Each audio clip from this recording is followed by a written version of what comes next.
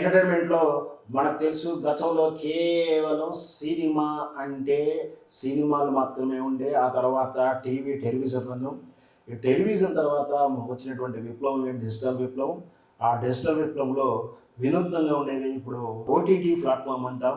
అంటే అంటే అర్థమయ్యే భాషలో చెప్పాలంటే సినిమా తెర మీద చూసే విధానం దాటి టీవీ స్క్రీన్ల మీద మనం సినిమాలు చూస్తూ వచ్చాము.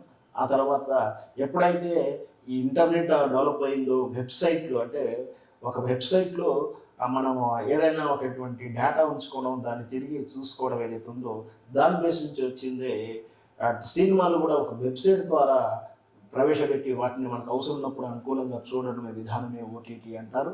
ఈ ఓటీటీలో కొన్ని కార్పొరేట్ సంస్థలు భారీ ఎత్తున పెట్టుబడులు పెడుతూ చాలా సినిమాలను అధిక ధరలో కొనేసి ఆ ప్లాట్ఫామ్లో పెట్టుకోవడం, తద్వారా దాంట్లో మెంబర్షిప్ తీసుకొని మనం చూడడం అనేది మనం చూస్తూ ఉంటాం.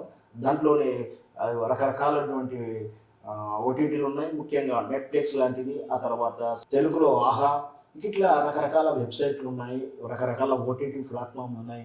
దీంట్లో ప్రఖ్యాతి చెందింది బాగా డిమాండ్ ఉన్నటువంటి ఇంటర్నేషనల్ ఉన్నటువంటిది లేదా నేషనల్ వైజ్గా బాగా పేరున్నటువంటి నెట్ఫ్లిక్స్ ఇప్పుడు హైదరాబాద్లో చాలా వైరల్ అవుతున్నట్టు పేరు. ఎందుకంటే నెట్ఫ్లిక్స్ CEO టెన్ సరెండోస్ హైదరాబాద్ పర్యటిస్తున్నాడు.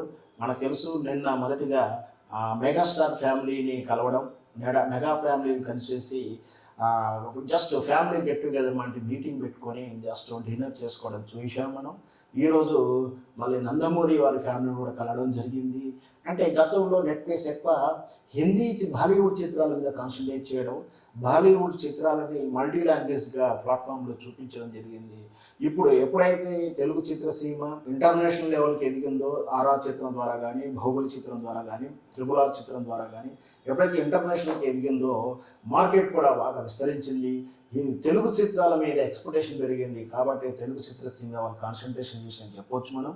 ఇప్పుడు వచ్చేటువంటి తెలుగు చిత్రం గురించి కానీ మరి రేపు భవిష్యత్తులో ఈ మెగా ఫ్యామ్ నుంచి కానీ లేదా వీళ్ళతో నుంచి కానీ ఏదైనా సిరీస్ ప్రారంభించే ఉద్దేశం ఉందా, ఏం జరగబోతుంది అసలు అనేది మనం భవిష్యత్తులో తెలుస్తుంది. మొత్తం మీద నెట్ఫ్లిక్స్ CEO హైదరాబాద్ తెలుగు టాలీవుడ్ హీరోలని ఫ్యామిలీస్ని కలవడం నిజంగా శుభ పరిణామం. మరి వేచి చూద్దాం రేపు భవిష్యత్తులో ఏం జరగబోతుంది. తెలుగు చిత్రాలు ఇంకా ఇంటర్నేషనల్ స్థాయికి ఎదిగితే మన తెలుగు వాళ్ళే హీరోలు అయితే నెట్ఫ్లిక్స్ సంస్థలో మనకే ప్రాధాన్యత ఉంటే మనం అందరం సంతోషిద్దాం.